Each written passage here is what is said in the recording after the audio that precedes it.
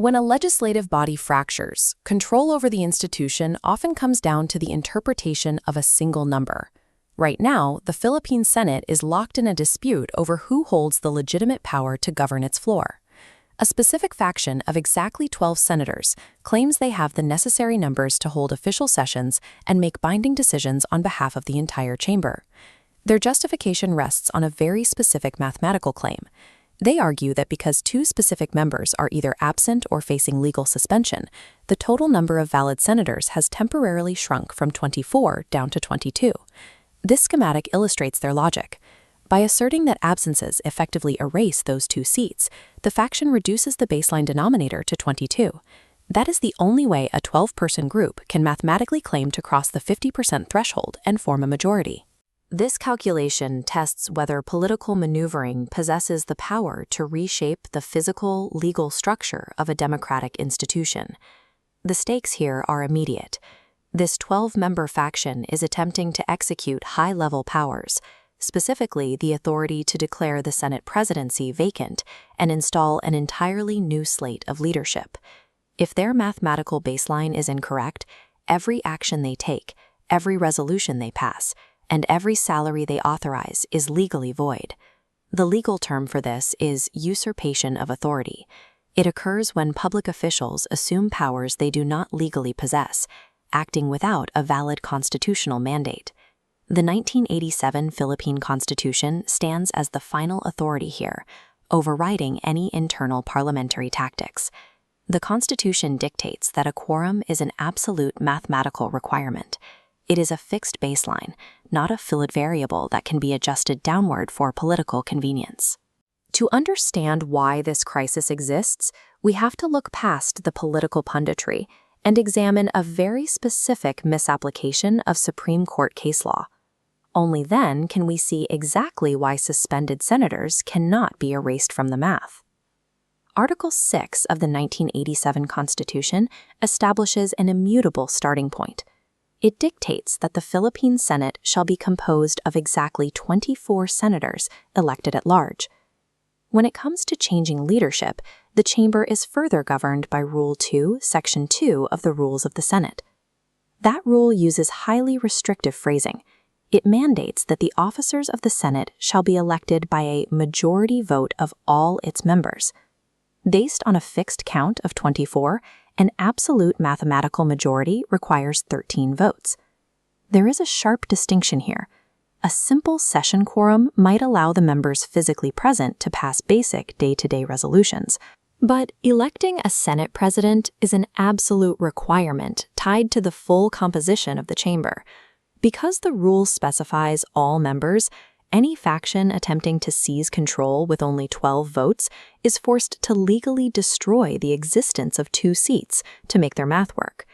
To justify destroying those seats, the 12-member faction points to jurisprudence. They rely heavily on a Supreme Court case from 1949 called Avellino v. Cuenco. In that instance, the court did allow a smaller mathematical base to calculate a valid quorum, but relying on this case introduces a massive constitutional flaw. Avellino was decided under the outdated 1935 Constitution, operating on a different set of rules than the 1987 framework we use today. More importantly, the factual circumstances were entirely different.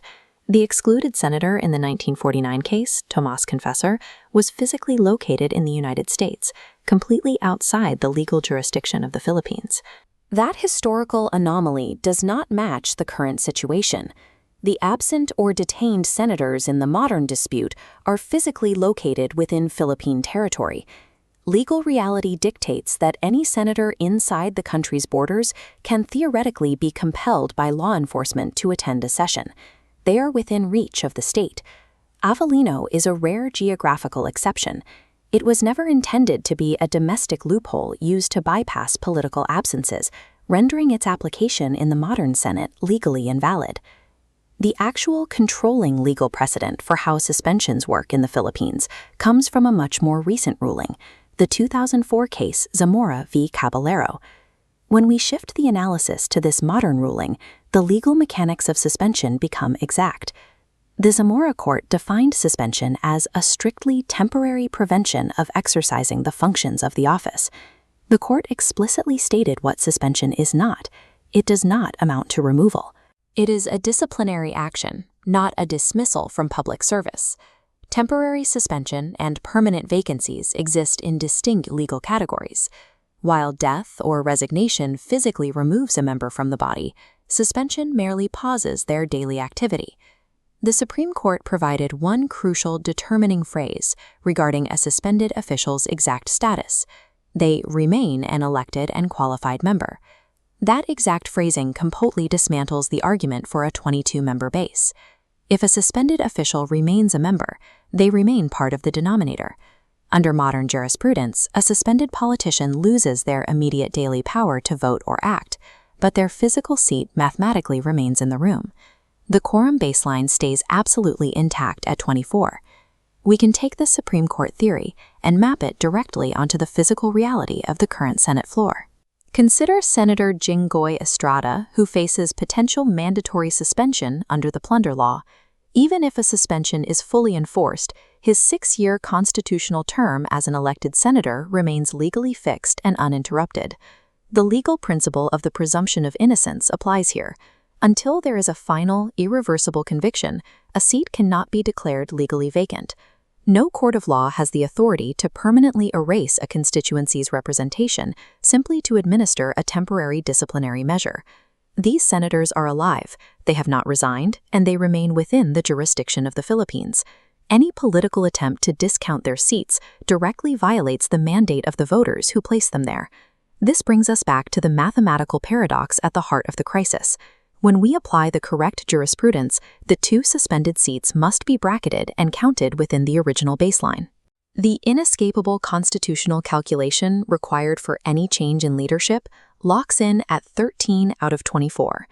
Based on this locked math, the actions taken by the 12-member faction to assume power are legally void.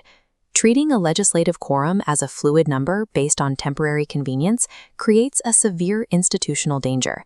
It allows a minority to redefine the rules whenever they lack the votes to win outright. The quorum functions as a mathematical shield for the electorate's mandate, guaranteeing that the chamber can only act with the consent of a genuine majority. The fundamental mathematics of a democracy cannot be rewritten by a minority faction. The Constitution demands 13 votes, and the law bows to no one's political strategy.